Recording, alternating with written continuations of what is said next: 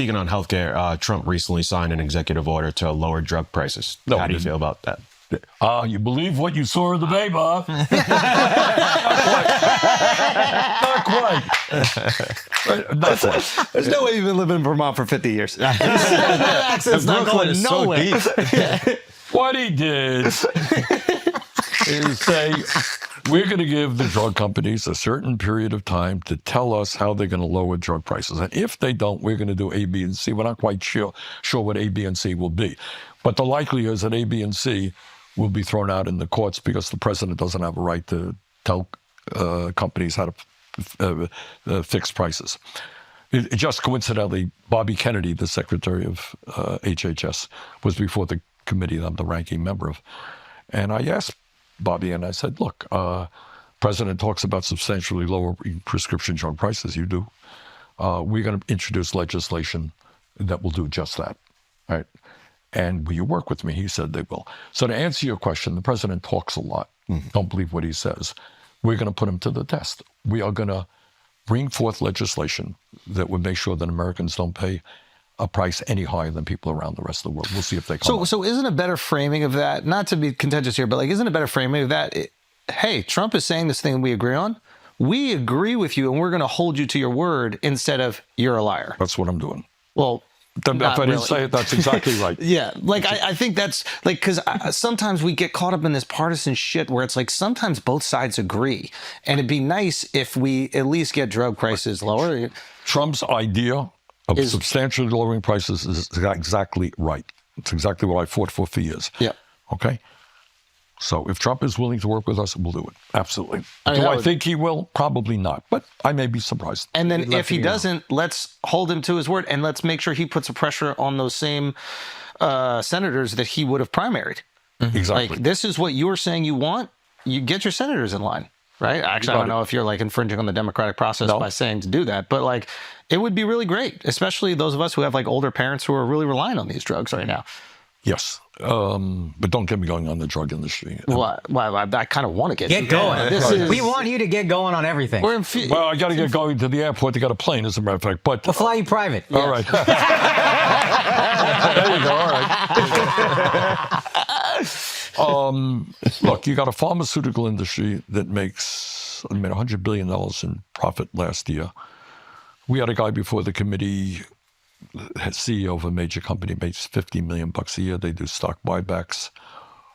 So, it is and meanwhile, the same medicine that you buy in this country, whether it's Ozempic or Wegovy, whatever it may be, it is in some cases 5-8 times more expensive than it is in Canada or in Europe.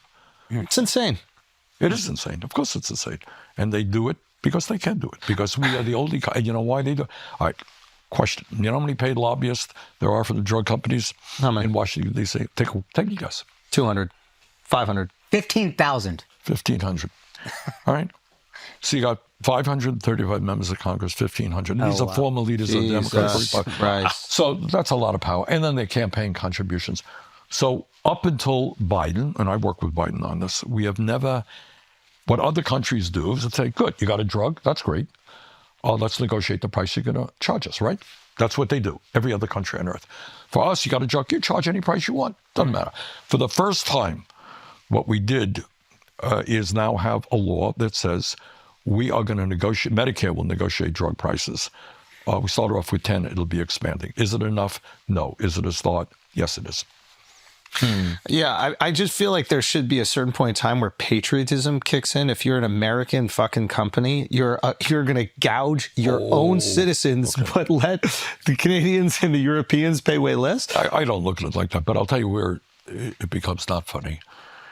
Is there are kids around the world who die from easily preventable diseases, and these drugs cost. Once you do the research. Yep. Which is expensive, and the development, which is expensive. But once you have the product, it sometimes costs you a few cents to manufacture the drug, Yeah. And there are children around the world who die, in Africa and Asia from preventable diseases because these drug companies are charging prices that those countries can't afford.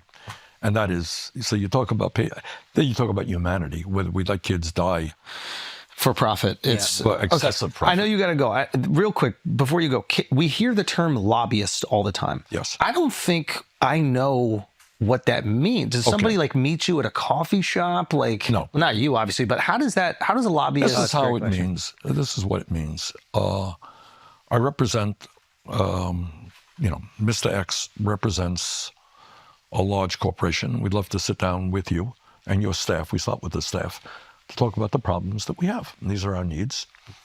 And by the way, the company has great staff. We can write legislation, help you write, because we know how busy you are. Oh, wow. And by the way, we'd love to do a fundraiser for you. So the combination of, and we have friends who come together, and we have super PACs. So and by the way, some of these guys will know members of the Senate and the House because they're former. What do you think most senators, when they retire, do? Where do you think they go? They stick around Washington, D.C., they work. So, hey, Joe, how are you? How's the wife? Kids good and well? Listen, this is what we got. They know each other. So, and it's Republicans and Democrats. Check it out. I mean, former, literally, leaders of the Republican and Democratic Party who are lobbyists. So it's money, it's connections, it's friendship, its ability to write tough legislation. You think writing a tax bill is easy? It's not. No. You need really sophisticated accountants. Line 48, section 3, Just inject this one sentence in there. It's $1 billion won't even tax see it. rate for you. That's what it's about.